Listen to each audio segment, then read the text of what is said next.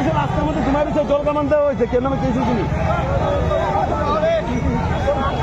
আসার কারণ একটাই যে গতদিন স্যার আমাদেরকে উত্তর দিয়েছিলেন যে আমাদের কিছু সংখ্যক জানুয়ারি কিংবা ফেব্রুয়ারি মাসের মধ্যে ওনারা চিন্তা করছেন নিয়োগ দেওয়ার জন্য।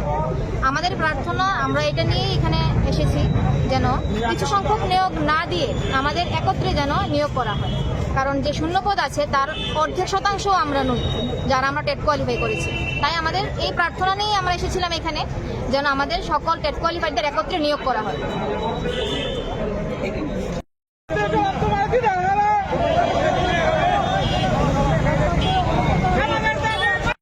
আমরা আজকে এলিমেন্টারি ডিপার্টমেন্টের ডাইরেক্টর স্যারের সাথে দেখা করার জন্য এসেছি। ওনার সাথে দেখা হয়েছে আমাদের। আমরা 4 জন প্রতিনিধি গিয়েছিলাম ভিতরে। তো স্যারের সাথে যা কথোপকথন হলো আমাদের, 23 তারিখের যে কথোপকথন ছিল আর আজকের 29 তারিখের যে কথোপকথন থেকে বেরিয়ে আসলো, টোটালি ডিফারেন্ট কথা। সেদিন বলা হয়েছিল যে আমাদেরকে কিছু সংখ্যক নিয়োগ করা হবে, আজ বলা হচ্ছে যে টিআরবিটি থেকে আমরা যারা পাস করেছি 1856 জন, সেই লিস্টে ওনারা পায়নি। তার জন্য আজকে ওই দিন 23 তারিখের যে আউটকাম এসেছিল স্যারের মুখ থেকে, তারপর থেকে তো আমরা সবার পার্সোনালি একটা ডিপ্রেশনের মধ্যেই আছি, নিরাশাজনক একটা উত্তর পেয়েছি।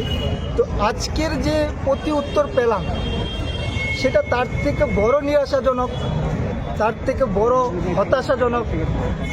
এই কারণে আমরা এখন নিরাশা হয়ে চিন্তাধারা করছি যে এই প্রসেসটুকে দ্রুত করার জন্য এবং সকলের স্বার্থে, যাতে যারা ওভারেজ রয়েছে আর কিছুদিন বাদে ওভারেজ হয়ে যাবেন, তাদের সকলের কথা মাথায় চিন্তা করে একসাথে যাতে নিয়োগ হয়, সেই প্রক্রিয়াটাকে দ্রুত করার জন্য আমরা মাননীয় শিক্ষামন্ত্রী প্রফেসর ডক্টর মানিক সাহেব বাসভবনের সামনে আমরা যাচ্ছি, মিলিত হচ্ছি।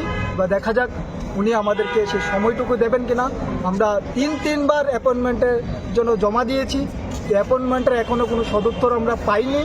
তো আজকে আমরা যারা নিরাশা হয়ে আমরা ক্যান্ডিডেটরা আছি, আমরা সবাই মিলিত হয়ে শিক্ষামন্ত্রী তথা প্রফেসর ডক্টর মানিক সাহা স্যারের বাসভবনের সামনে এগিয়ে যাচ্ছি। ধন্যবাদ।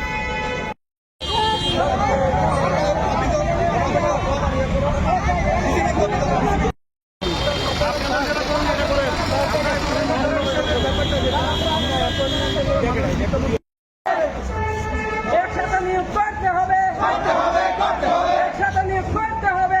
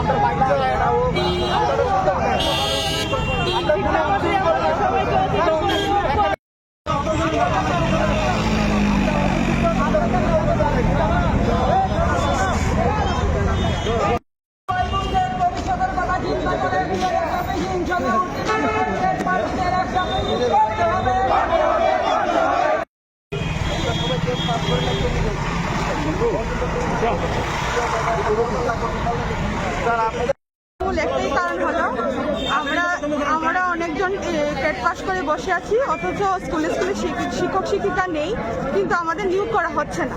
আমরা চাই আমাদের সকলকে একত্রে যাতে খুব শীঘ্রই নিয়োগ করে, কারণ আমরা প্রত্যেকেই বেকার। আমরা এখন একটাই আশাবাদী সরকার মাননীয় শিক্ষামন্ত্রীর কাছে, যাতে উনি আমাদের নিয়োগের ব্যাপারটা নিয়ে একটু ভরসা দেন, আমাদের কিছু আশ্বাস দেন।